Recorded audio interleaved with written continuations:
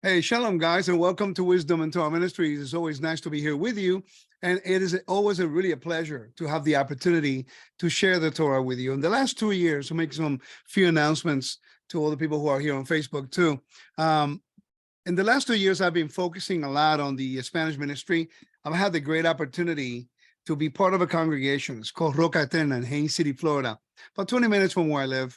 And the pastors, once I met them, they were willing to say, we want to learn Torah, but we want you to teach us. And they were willing to yield the leadership position in the sense of anything that has to do with the educational platform.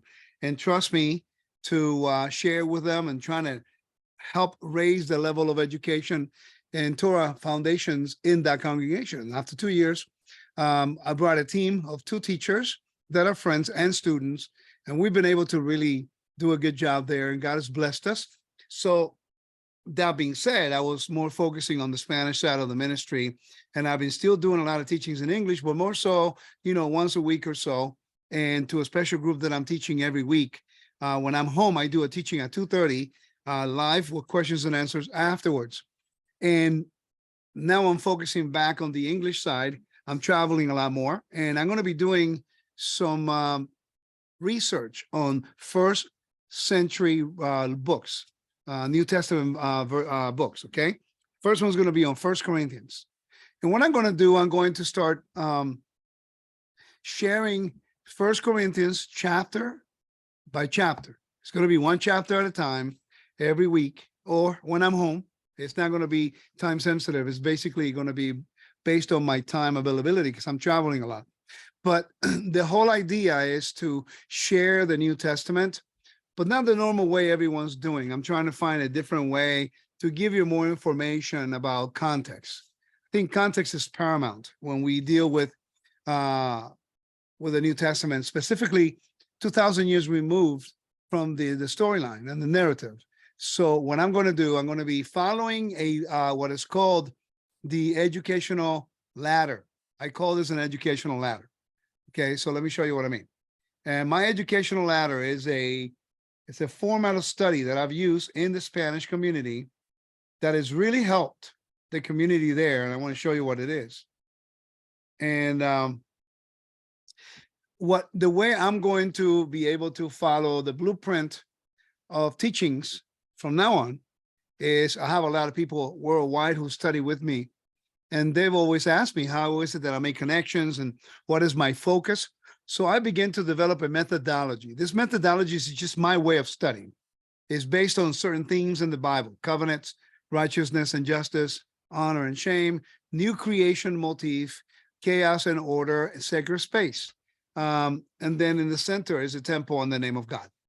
When it comes to researching New Testament books, we're going to be focusing on what I call the educational ladder. Now, this educational ladder is the whole foundation is to, when we look at a text, we're not simply looking at a text and trying to interpret it based on how we understand it. We are going to use every resource that we have available to do our best to bring clarity to the text. So we will use archaeology, we will use cultural context, historical context, geographical and topographical context of the temple. Many things are connected with the temple, as is this week's portion, Naso. The 2 main chapters, chapter 5 and 6 of the Torah portion, and it covers chapter 7, but chapter 5 and 6 specifically covers the temple protocol. And we need to know how those things apply in order to see how they will work in prophetic picture. And also to nowadays, people are trying to do certain things in regards to the Nazarite vow, which cannot take place because we are outside of the temple proper. And these are the things that I think we need to have the time to explain and look into and validate and be informed. So I will follow a lot of my methodology in the studies that I will do on 1 Corinthians. Why is this important? 1 Corinthians is important because if we do not understand the Bible in its context, in its background, culture, even archaeology gives us a lot of information about things that we need to learn. we will be able, and anyone can take a verse and manipulate it and change it. But when you go to some of the evidence and you try to bring out the evidence, evidence establishes truth. So therefore, we would do our best that when we'll do the First Corinthians research, and then we'll move on to the book of Acts chapter by chapter. Okay, we will be covering a lot of these areas that you saw in the ladder in order for us to continue to develop and to grow and to try to understand how these things apply in our everyday life. All right, so what I'm going to do, we're going to go right into the portion today, and let's read from chapter. The Torah portion is Naso. Okay, so that's the one we're going to be reading on today, and it's based on the book of Numbers, chapter 5 and 6. Now, we're not going to focus on chapter 5. I've got many teachings on my website. One of them is called What is the Lake of Fire? The other one is called Bitter Waters. The other one is called The Loss of Adoption, which I pretty much deal with this topic in a in-depth context using ancient Near Eastern culture and the legal aspect of the Bible. Now, but I do want to highlight the importance of chapter 5 here in connection with the book of Revelation. Now, when you read chapter 5, the book of Numbers, it talks about bitter waters. We know when a woman was accused by the husband of doing something immoral, she was taken to the temple, she was taken to the altar, and there she had to like drink bitter waters. The bitter waters was a method of divine judgment. Now we know that water has served as judgment in the past in the Bible. Flood, the reason why the children of Israel crossed the Red Sea, and also the River Jordan, and why Moses, when they worshiped the golden calf, Moses made them drink of the water mixed with the dust of the golden calf that was grinded as dust and put in the water, made everybody drink it. That's called bitter waters. But we also see that in the book of Revelation. When you read in the book of Revelation, chapter 8, and if you look at the book of Revelation, chapter 8, you need to make two connections with that chapter. It's in the context of the Day of Atonement, and then is using divine judgment language in Revelation 8, verse 10. Listen to this. And then the third angel sounded, and a great star fell from heaven, burning like a torch, and it fell on the third of the rivers and on the spring of water.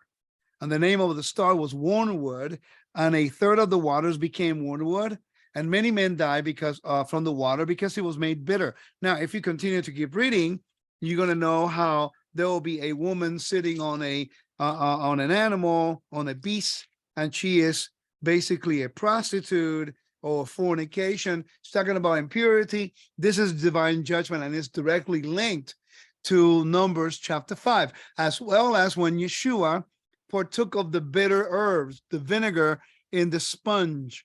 That has a lot to do with divine judgment. In this case, how the death will be defeated by the death of a righteous and a moral man. In this case, Yeshua, when the Father resurrected him, then, death is defeated, but he partook of the bitter waters, which should have been taken by Israel because of their unfaithfulness to the Torah. So as you can see, Numbers chapter 5 plays a very important role in when it comes to the context of the Bible. But remember that Numbers chapter 5 covers different aspects in order to be understood.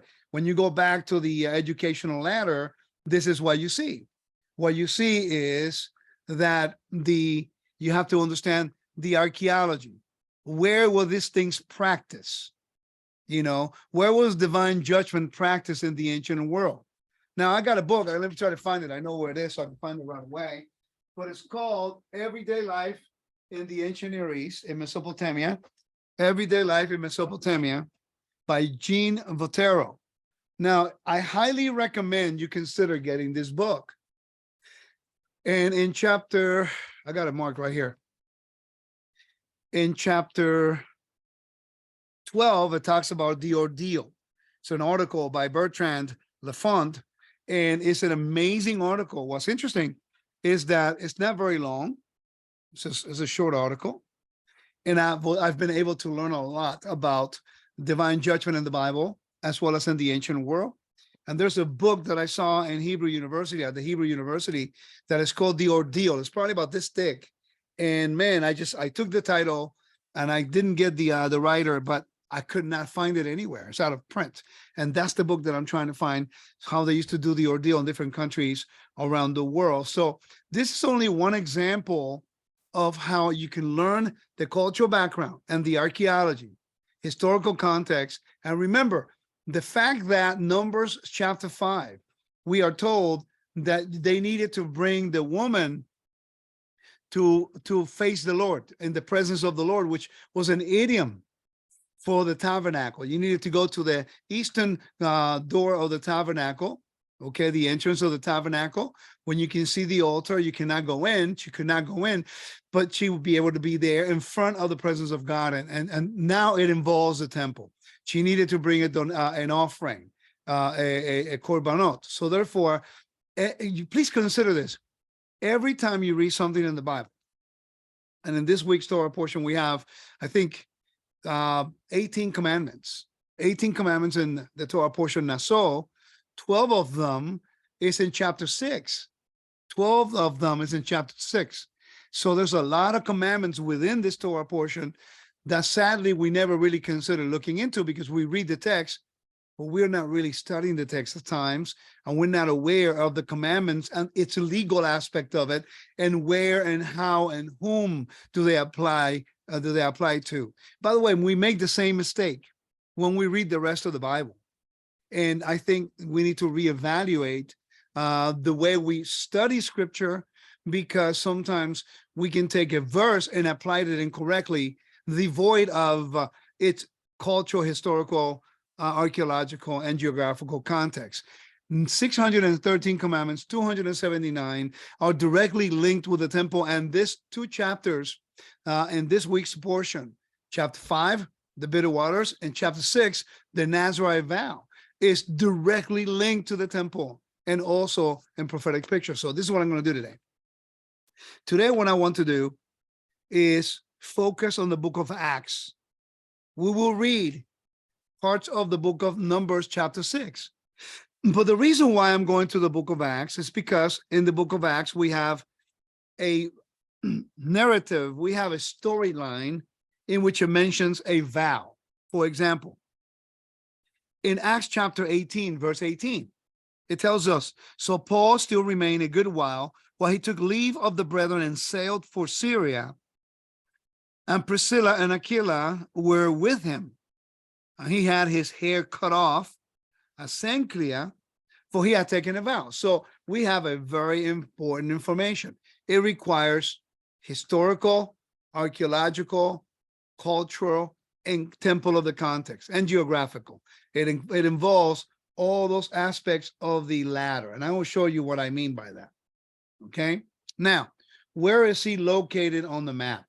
Many times we study the scriptures and he tells us, the text says he was in Cenchrea. Where is Cenchrea?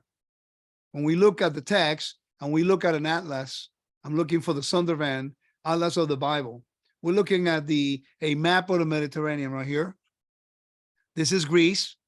We have Agnia, we have Corinth, we have Athens. Cenchrea is right next to Corinth. It's right in that area. And then Paul is heading back to Jerusalem, as the Bible tells us in the book of Acts, chapter 20, chapter 18, 19, 20, and 22. Now, let me read in verse 19. He came to Ephesus and lived there, for he himself entered the synagogue and reasoned with the Jews. So now it's telling us he went from Corinth, Cenchrea, and he shaved the head. Now you have to understand that what does that apply? It's a vow. Which vow is he talking about? He's talking about a Nazarite vow. So therefore, the question is, who can take a Nazarite vow? In order to understand that, you have to go back to the book of Numbers, chapter 6. And this is where the controversy always comes in. I know people today in America that want to take and want to do a Nazarite vow in the United States of America, and it does not apply. You cannot keep this command here. Paul was able to do a vow in Corinth But remember, when he was alive, the temple was still standing, sacrifices were still taking place. There was a priest, and there were offerings being taken to the temple. So thus, he, according to the Mishnah in the tractate Nazir, it talks about, how someone can take a vow if they're far away. So that was allowed. Okay, and we're going to talk about the loss of purity and the whole mechanism of the Nazarite vow. But we need to first find out who can do this according to the Torah. Now, this is law, guys. This is me not trying to say, oh, this is what the Jews are saying. No. The Jewish writings are aligning themselves with the Torah and is actually correct. No one who is not an Israelite can do it. It says, Adonai spoke to Moses saying, speak to the Israelites and say to them, when a man or a woman takes a special vow, a vow of a Nazarite, to keep separate for the Lord, he will abstain from wine and fermented drink. He will not drink wine, vinegar or fermented drink. He will not drink the fruit of the grape or the juice of the grapes, eat fresh or dry grapes. Now, these are some of the rules, okay? Or the things that you cannot drink. All the days of his separation, you will not eat from anything that is made from the grapevine, from the sour of the skin of grapes. Now, it says from the days of his separation. So how many days can he minimum or maximum do the Nazarite vow? Some of them say for life. But yet, anyway, so minimum you have to do 30 days. And we're going to give you the resource for that in a minute. Verse 5, all the days of the vow of his separation, a razor will now pass over his head until fulfilling the days that he separate himself to the Lord. He will be holy and grow long in the locks of the hair of his head. All the days of keeping himself separate from the Lord, he will not go to a person who is dead. Okay, this is important. So for even his father, mother, brother, or sister, he will not make himself unclean by their death, because the separation for his God is on his head. He will be holy for the Lord all the days of his separation. Now, if someone dies, certainly, and makes the head of his separation unclean, he will shave off the hair of his head on the day of his cleansing. Okay? On the seventh day, he will shave it off. On the seventh day, he will shave it off. Keep that number in mind. We will see that in Acts chapter 21. On the eighth day, he will bring 2 turtle doves and 2 pigeons to the priest by the doorway of the tent of assembly. So therefore, verse 8 cannot take place today. I'm sorry, verse 10 cannot take place today. There's no offerings. There's not a priest. There's not the door of the temple right now. There's not an altar that those offerings go into. Therefore, even if you have great intentions, legally according to the Torah, this commandment cannot take place today. This is not trying to take away your desire to observe a commandment, but the commandments have a time and place, and to whom it applies and where it applies. These are the rules of the mitzvot. We have to understand that. We have to recognize this. There are people who are doing Nazarite vows. They do it for a certain time, and then they cut their hair, and that's illegal according to the Torah. You cannot do that, because in order for you to announce the end of the vow, because if you cut the hair, away from Jerusalem, it means that you got defiled by touching anything dead. And you're going to show you this in the book of Acts. You'll see this. Let's go back to the book of Acts and I'll show you what I mean. In the book of Acts, we have, let's go to Acts chapter, we're going to go to the book of Acts chapter 20, verse 7 to 12. Let me read a little bit on 18 to follow a sequence of events where he is going. Remember, he is in Cenchrea, right here where Corinth is. He's going to go now to Troas and then Ephesus, all the way here, Ephesus, and then he's going to go all the way to Jerusalem.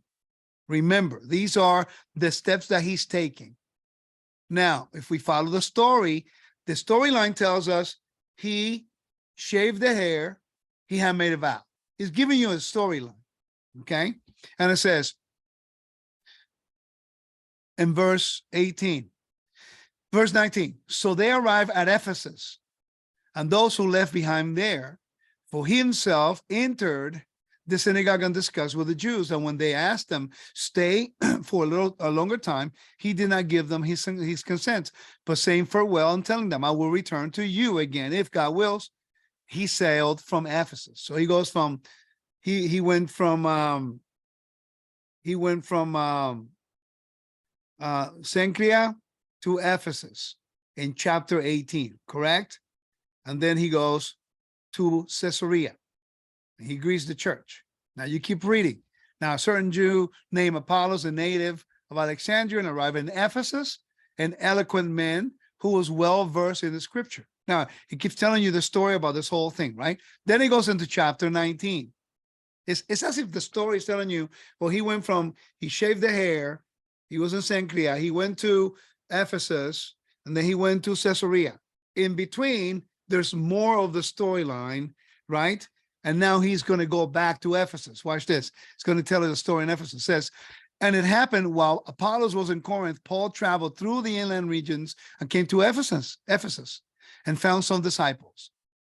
And he said to them, did you receive the Holy Spirit when you believed? And they said to him, but we have not even heard that there's a Holy Spirit. And he said, unto what then you were baptized? And he says, unto the baptism of John.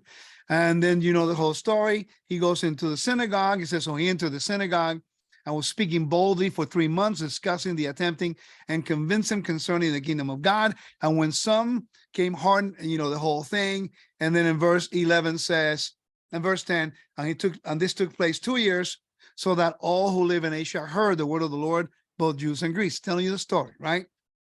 Now he continues in chapter 19, telling you a story about some sons or whatever, a Jewish chief priest. And then in chapter, then the riots in Ephesus. And then in chapter 20, Paul travels through Macedonia and Greece. And after the turmoil has ceased, Paul summoned the disciples after and encouraged them.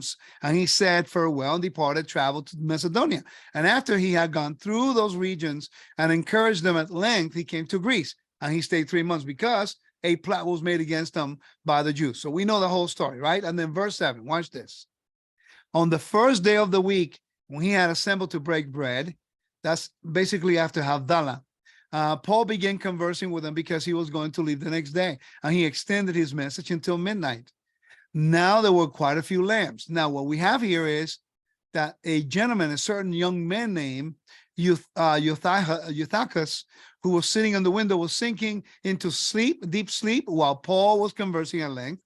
Being overcome by the sleep, he fell down from the third story and was picked up dead.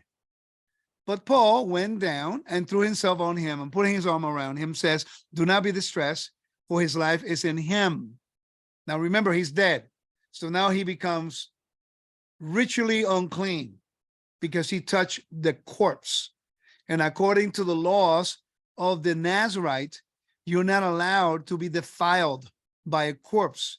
If someone dies, certainly makes his head from his separation unclean, he will shave off the hair of his head. So now we know why he shaved the hair, because he became unclean through a corpse. Now, what's interesting is when, according to the laws of the Mishnah, when you get to Jerusalem, in his case, if you keep reading in chapter 20, verse 16, okay, chapter 20, 16. Oops, I went to the wrong thing here. Chapter 20, verse 16, he says, he went, let me read verse 13. But we went on ahead to a ship and put out the sea for Assos, intending to take Paul on board there. For having made arrangements in this way, he himself was intending to travel by land. But when he met us at Assos, he took us on board and went to Mytilene. We need to find that in the map. Mytilene. Let me put it right here so you can see it. It's giving us geographical information. Mytilene right over here. See, right in there, showing us where he went to. That's what the storyline says. Okay. They're not really focusing on the time sensitive. They're telling you a story of how things and when things happen. Okay. And it says, And we sailed there the next day, opposite of Kos. And on the next day, we approached Samos. And on the following day, we came to Miletus. Miletus should be somewhere in the south. Okay, right here. You see? Samos, right over here. Chios, right over here. So they went by islands. Took 3 days to get there. So the story is telling us. For Paul had decided to sail past Ephesus. See? He went past Ephesus. He didn't go in. That would have been on the way. He decided to go down to Miletus. Okay? So that he would not have spent time in Asia, for he was hurrying, if it could be possible for him, to be in Jerusalem on the day of Pentecost. So now, the question is, why is he going to Jerusalem if supposedly, the law was done away with when Yeshua died and resurrected? That's the question you need to ask. We have the whole story, like in the system of religion, they tell us that the law is done away with. But yet we see Paul running to Jerusalem, doing a vow. And the vow is according to the Torah, a Nazarite vow, right? It includes sacrifices. It includes going up to the temple. It includes immersion. It includes everything that deals with temple proper. Okay, so now when we look into chapter 21, let's go to chapter 21 of the book of Acts. And we begin to study how he's traveling. It says, and it happened that after we tore ourselves away from them, that we put out to sea, and running a straight course, we came to Kos, on the next day to Rhodes, from there to Patara, and we're finding a ship that was crossing over the Phoenicia. Is giving you a long list of places they went to. Clearly, it takes time to get to Jerusalem. Remember, he already shaved the head because he was already unclean with corpse impurity. That means that his Nazarite vow needs to be start from scratch. He got to start over. Okay. All right. So it says in verse 2, on finding a ship that was crossing over to Phoenicia, he went on board and put out to sea. And after we sighted Cyprus and left it behind on the port side, and we sailed to Syria and arrived in Tyre, and because the ship was to unload its cargo there. And we stayed there 7 days after we found the disciples.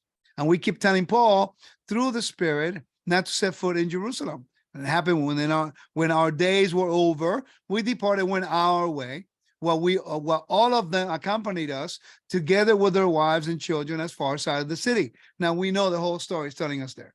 Chapter 21 is telling you a whole story about what's going on. Now he gets to Jerusalem.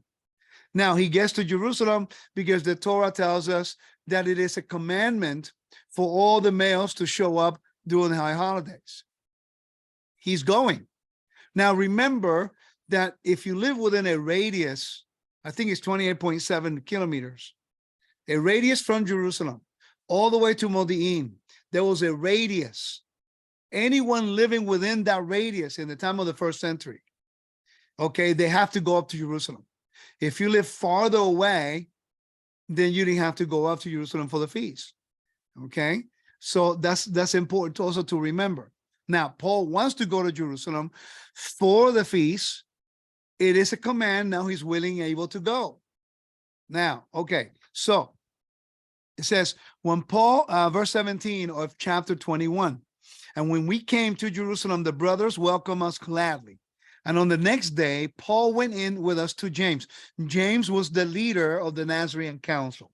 Okay, all the elders were present, and after greeting them, he began to relate to one another the things that God had done among the Gentiles through his ministry.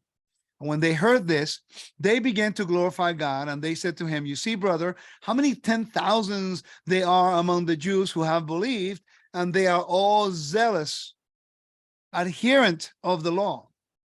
They are all zealous adherents of the law. They are all keeping the Torah. Now, I remind you that the events that happened here is roughly around 28 years after Yeshua died and resurrected. So now we have Paul going up to Jerusalem. We have Paul doing an Nazarite vow. We have Paul, keeping a whole bunch of commandments by going to Jerusalem and doing this stuff. And now he has testimony of many Jews who believe in Yeshua and keep the Torah almost 25, 28 years after Yeshua died and resurrected. If we compare the information that we see in the New Testament in its cultural, archaeological, geographical, temple context, we can easily discern that what we were told in the system of religion is not lining up with the information that we read in the New Testament. And that's very important for us to consider when we look into this. Hope this is making sense, okay? Because the whole idea is to bring some clarity to some of these principles that we're teaching here. All right, so I'm going to go right into the nitty-gritty here. James, he tells Paul, I want you guys to see it with me. So James, he tells Paul to do a Nazarite vow. Let's start reading in verse 21, and I want you to consider what James is going to say. When they have been informed about you, about Paul, that you are teaching all of the Jews who are among the Gentiles the abandonment of Moses, talking about the Torah, telling them not to circumcise their children or to live according to our customs. So that's a false accusation. It says, what then is to be done? Doubtless, they will all hear that you have come. Therefore, do what we tell you. We have 4 men who have taken a vow upon themselves. Take these men and purify yourselves along with them. Remember that Paul and Hillel is interesting because in the tractate, let me go now to the Mishnah and read some tractates in the Mishnah. Now, why do I study the Mishnah? Why not? The Mishnah is a great resource to have because these are the rulings from the Sanhedrin Council in regards to the laws of the Torah, and it gives us a glimpse of what was going on in the temple in the first century. How can you read about the Nazarite vow if you never go back to the resources in regards to the Torah describes the Nazarite vow? Okay, there are rules and regulations that go alongside with these things, and we need to learn them. So I'm going to read a few, and I'm going to go to the Tractate Nazir, right? And we're going to go, I'm going to read certain aspects of it, okay? Not the whole tractate will take too long. But I'm going to read 1:3. It says, a Nazarite vow, which is unspecified as to the length, is for a period of 30 days. So now we know that you need to do it a period of 30 days, okay? Minimum or maximum. Now, if you go long term, if the hair gets too heavy, you can cut it. You can cut part of it, make it lighten, and then you have to bring a donation and an offering to the temple. That's another conversation, okay? And it says, if he said, lo, I shall be a Nazarite for one long spell. Lo, I shall be a Nazir for one short spell. Or even from now on, as long as it takes to go to the end of the world, he is a Nazarite for 30 days. Okay? All right. That's 1:3. I'm going to read 1:6. 1:6 says, if he said, lo, I shall be a Nazarite from here to such and such a place, they make an estimate of how many days it takes to go from there to such and such a place. If it is less than 30 days, he is a Nazarite for 30 days. So the rule was 30 days, okay? If not, he is a Nazarite in accord with the number of days required to go to such and such a place. Maybe that's the reason why every location is listed everywhere where Paul went to specify the days that he was a Nazarite after he shaved the hair. Okay, let's read 3:1. Let me move on a little bit more to get to the point where I want to get to. It says, this is chapter 3, paragraph 1 of the Neusner Mishnah. I don't like this version. That's the only one I got in the logo, so I'm going to use this one, okay? And he says, lo, I am a Nazarite, cut his hair on the 31st day. But if he cuts on the 30th day, he has fulfilled his obligation. Okay, lo, I am a Nazarite for 30 days. Okay, he who took a Nazarite vow for 2 spells cuts his hair for the first and on the 31st day, for the second on the 61st day. If he cuts his hair for the first on the 30th day. He cuts his hair for the second on the 60th day. Okay. So now we're understanding the amount of time that it requires. All right. Let me go to 3:6 right here. This is important. In 3:6, he says, he who while overseas took a vow to be a Nazarite for a long spell and completed his spell as a Nazarite, and afterward came to the land of Israel. The house of Shammai said, this is important. The house of Shammai says he is a Nazarite for 30 days. That means that even though he's been doing it outside of the land of Israel, when he comes into the land of Israel, he has to start again. The house of Hillel says he's a Nazarite from the very beginning. He has to start the 30-day process again. That's something to consider when you are reading the story in chapter 18, 19, 20, and 21. It's a long period of time that happened here. And then the Mishnah gives you an example of Helena the queen, who went into a Nazarite vow for, they made her repeat it because of certain issues that were going on there. Let me go on to 6:1. 6:1. Hopefully this is making sense. I hope you're sticking with me because this is important. We're reading about the Torah portion and we're connecting with the New Testament. We need to learn these things. 3 things are prohibited to a Nazir: a corpse uncleanliness, cutting the hair, or anything which goes forth from the grapevine. We already know that Paul got corpse impurity when he got on top of the dead person when he was teaching. So he had to start the Nazarite. And by the way, when he goes into the temple, he needed to do the waters of purification on the 3rd and the 7th day, and the ashes of the red heifer.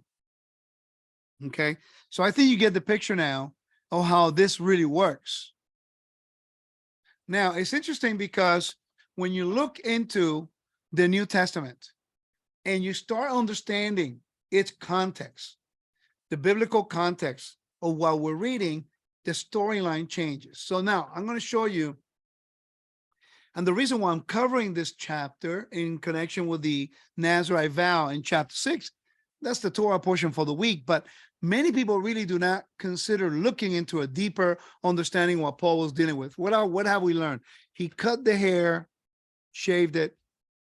Okay, he was in Sencria. He went to certain places, and the storyline keeps telling you every location he went to and counting the days. I wonder why. Then he tells you when he gets somewhere that he prayed for someone who was dead. He put his body on top. He was in the same house. So according to Torah law, he is, ritually unclean by corpse impurity. That makes his vow, to start from scratch again, because that cannot happen because he's holy, you see? And kadosh, holiness, and the Nazarite is about life, not about death. So any connection with the death, he needs to start again from scratch. Okay. So now when you go into chapter 21 and you start reading about what James tells him, let's read there. What James tells him. It says, what then shall we be doing? What shall we be done? Doubtless they will come to hear. So we read on verse 24. He says, take these men and purify yourselves along with them and pay their expenses. And the Mishnah actually supports when someone wants to take responsibility and help you pay the expenses, because you needed to bring 3 animals.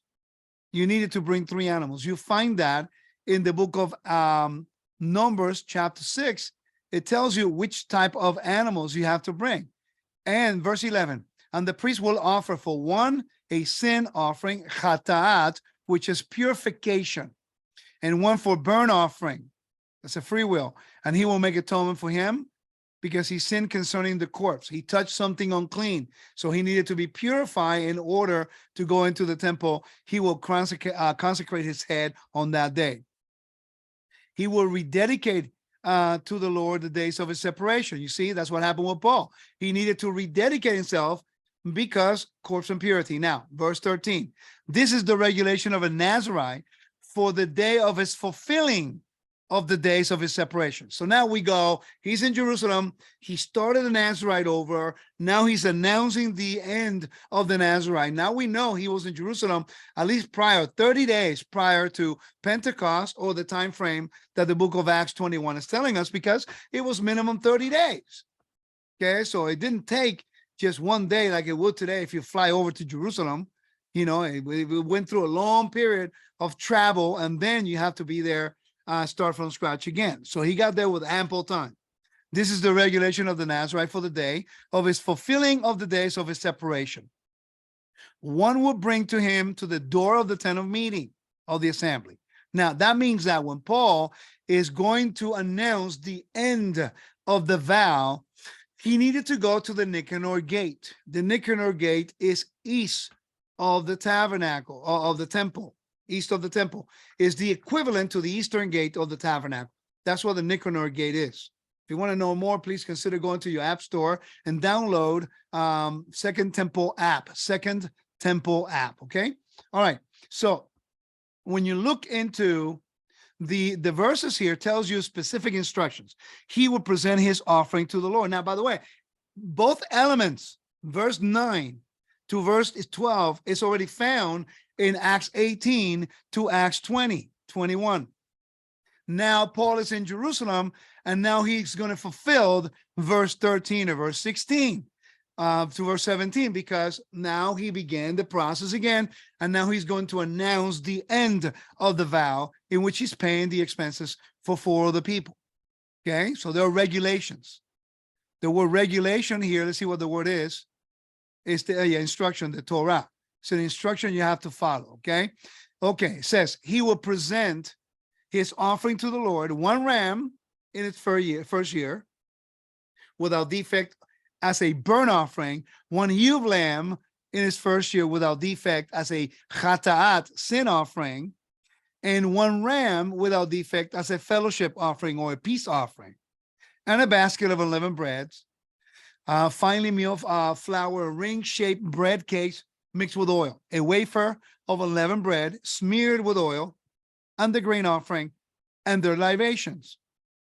The priest would present before the Lord and offer his offering, his sin offering, his burnt offering, and he will offer a ram as a sacrifice for a peace offering to the Lord, a fellowship offering, in addition to the basket of unleavened bread. So that means that it has to happen at the door of the tabernacle or in the temple at the Nicanor gate. He will offer a ram as a sacrifice of fellowship offering to the Lord, in addition to the basket of unleavened breads. Now, watch this. The priest would offer his grain offering and his libation. The Nazarite, remember, he has to bring the offering. Once he finishes in Jerusalem, he has to bring the offering first, and then he shaved the hair. It says, the Nazarite will shave off the hair of his consecrated head at the doorway of the tent of assembly. For he will take the hair of his consecrated head, and he will put it on the fire that is beneath the sacrifice of the fellowship offering. Okay, where did that happen? Where did that take place? If I open my temple app, let me go here real quick, and you need to do it over here. I want you to see it. But if I do my temple app here, I'm going to open it for you. Where did this happen? I'm going to show you right now. It is important that we know these things. We read the Bible. We need to locate information. Okay, now that's the Nicanor gate. And Paul would have gone, he first had to do an immersion. And then he had to go to the Nicanor gate right here. Once he presented it, there's a door through here, and there's another door through here. Nicanor gate, north of the altar. He will turn around, and once he presents it to the priest and the altar, he will go down to the southeast part of the court of the women. The southeast part of the court of the women is called the chamber of the Nazarite. He will take the hair, shave it off, and bring it here.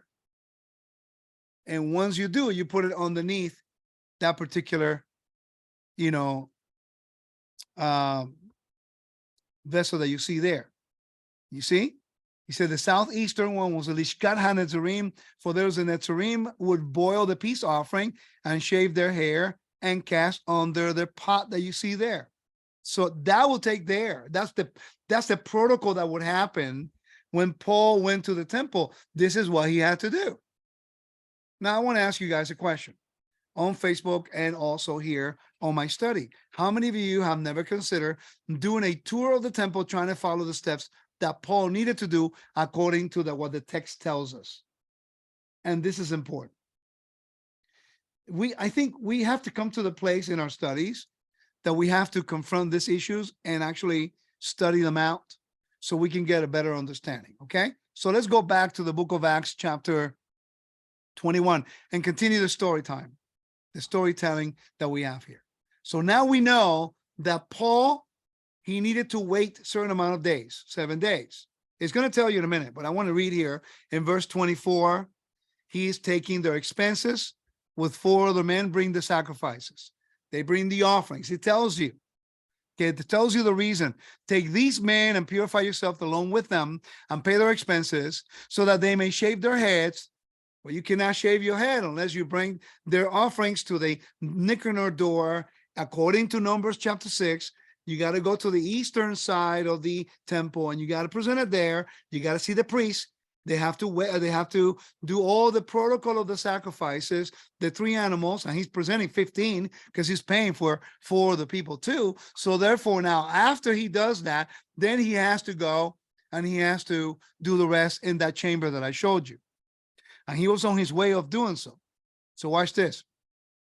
Take these men and purify yourself along with them, pay their expenses so they can shave their heads, and everyone will know that the things which have been informed about you are nothing, but you yourselves also agree with observing the law, because he was accused of disregarding Moses. Now, verse 25 is the favorite verse of every Baptist brother that I know. When you talk about the Torah, they read you Acts 21:25. But remember, the context of the chapter is the Nazarite vow. So thus, when you read verse 25, it's in context of who is able to do this particular commandment. A Gentile cannot do it. I'm going to show you why in a minute. Let me read the verses. But concerning the Gentiles who have believed, we have written a letter after deciding that they should avoid food sacrificed to idols, blood, and what has been strangled, and sexual immorality. We agree with that. Acts 15 talks about this. But the question is, why can they not do this commandment? Why is this not concerning the Gentiles? Because it required to go into the temple. So if it goes into the temple, and that's the reason why Paul got arrested, I'm here on the eastern side of the temple. I'm going to go through this door on the south side of the court of the women. Okay, the visuals really help. Now you see that little fence going down the hill. This is holy area. Only an Israelite can be here where I'm walking in right now. Now, a Gentile cannot be here who is not circumcised, cannot walk past the soreg. That fence is called the soreg. You know, you see the little thing on top right over here? We saw a copy of that in the Jerusalem Museum. There's another copy of it, one of the originals, signs that says that anyone who's a foreigner will be killed if they go through that fence. They found one. They have one in the Jerusalem Museum and the other one in Turkey. So Paul gets arrested because they accused him of bringing Trophimus through this fence. See? A Gentile can be right in this area. A Gentile can be right in this area, but could not cross this threshold that you see here. Now, many people falsely think that this was an invention of the rabbis, and that is fake news. Let me show you where that comes from. The fence is there because of Exodus 19, verse 12 and 13. You shall set bounds for the people all around, saying, take heed to yourselves that you do not go up to the mountain or touch its base. Whoever touches the mountain shall surely be put to death. Not a hand shall touch it, but he shall surely be stoned or shot with an arrow. Whether a man or a beast shall not live. When the trumpet sounds long, they shall come near the mountain. In other words, God established a perimeter around the mountain because of the laws of holiness. This is what that represents. That's why a Gentile cannot go beyond that point. Only an Israelite can go in that point. Paul got arrested, and the Bible tells us the reason why. Now, I want you to notice this real quick. I'm going to come over here, and I want to go back to the text, and I want to show you. It says, verse 26, then Paul, by the way, the Bible tells us in Numbers chapter 6 that Israelites are the only ones who can do this. And the Lord spoke to Moses, saying, speak to the Israelites and say to them, when a man and a woman take a special vow, a Nazarite of Israel, it's a man or woman of Israel, not of a Gentile who's not in covenant with God. And even if he was a believer in Yeshua, but was not circumcised, he could not go into the temple because only circumcised people can go, of the heart and the flesh, but more so the flesh can go into the temple. That's biblical law. That's what the Torah establishes. Okay? Has nothing to do with Judaism. They're actually following what the law says in this case. All right. So verse 26 says, then Paul took along the men on the next day, after he had purified himself together with them, he entered into the temple courts. Now, it doesn't say, notice the word courts is in italics, because clearly he cannot enter the temple courts. Which courts are we talking about? Is it the court of the Israelites? Is it the court of the priests? It's not identified. He entered the temple. He went into the Temple Mount.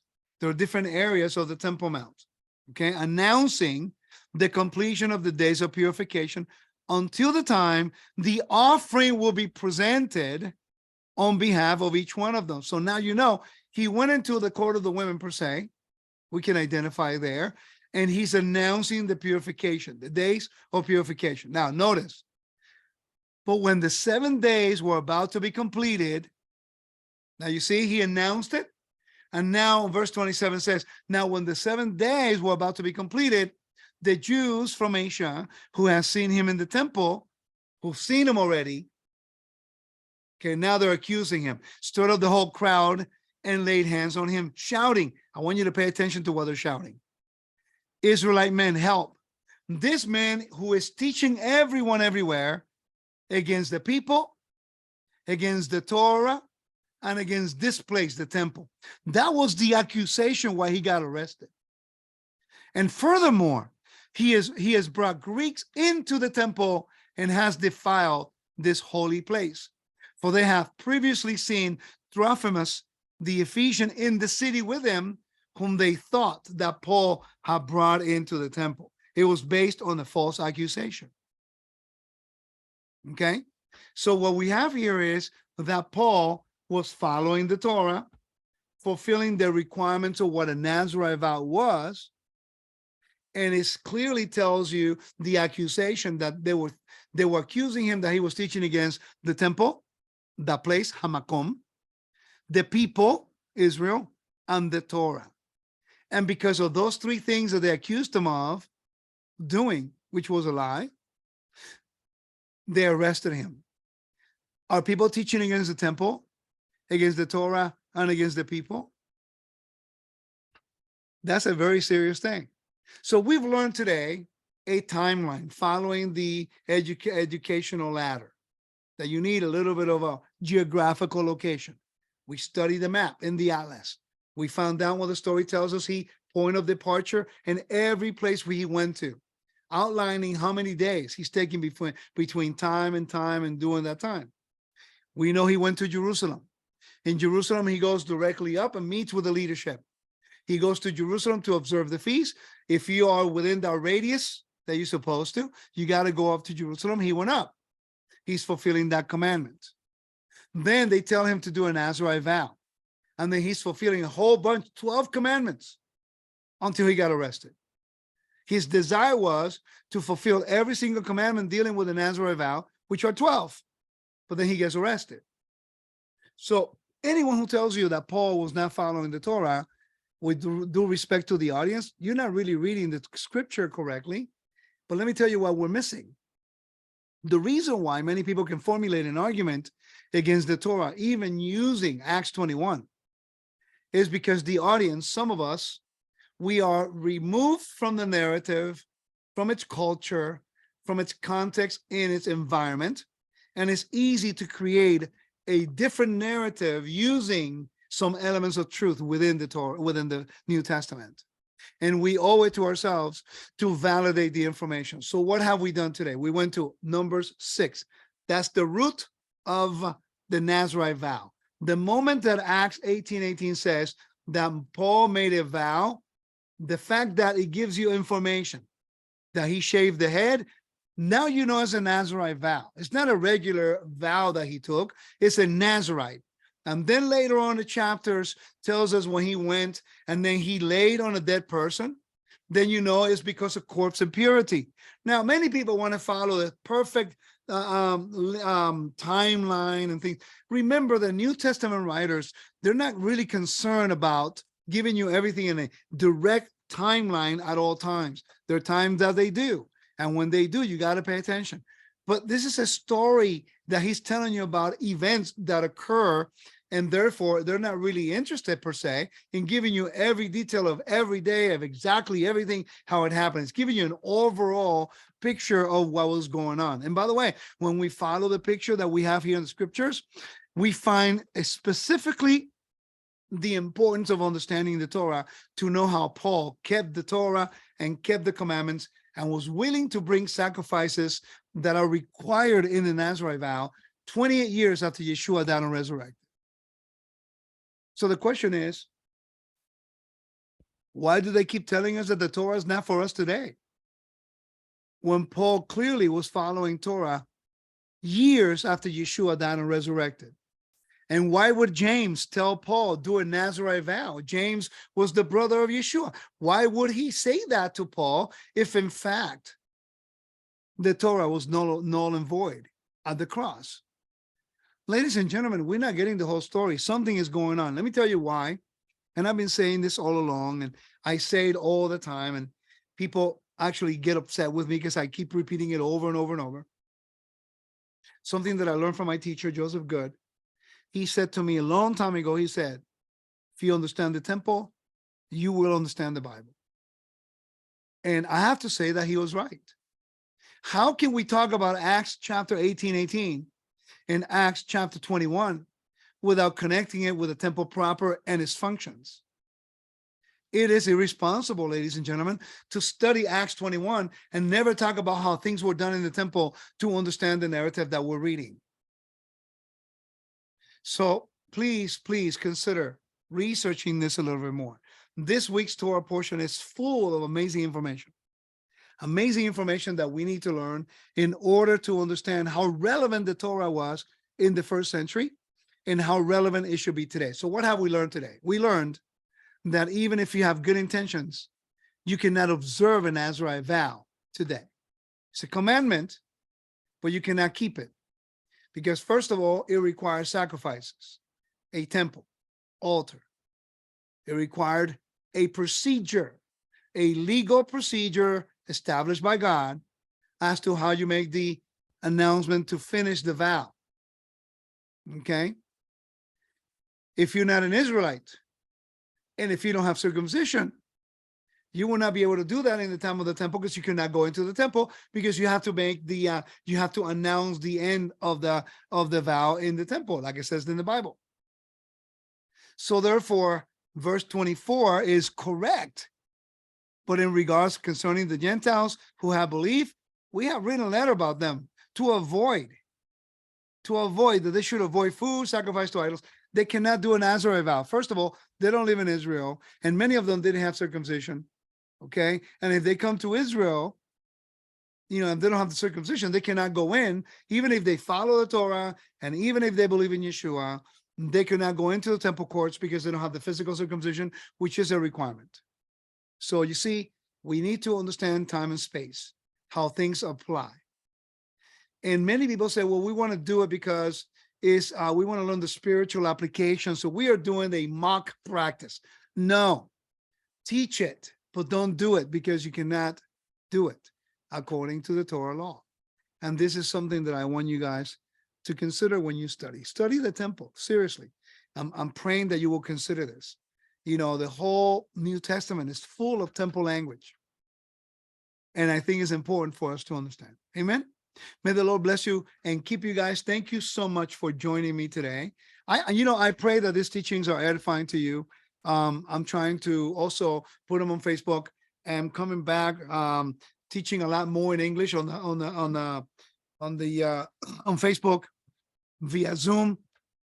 If you are interested in joining my private group via Zoom that I have on Telegram, let me know, or I'll put the link that you can join. If you want to come study with me, please, I'll put the link on Facebook and you can click it. If you have Telegram app, Telegram, then you can join the group.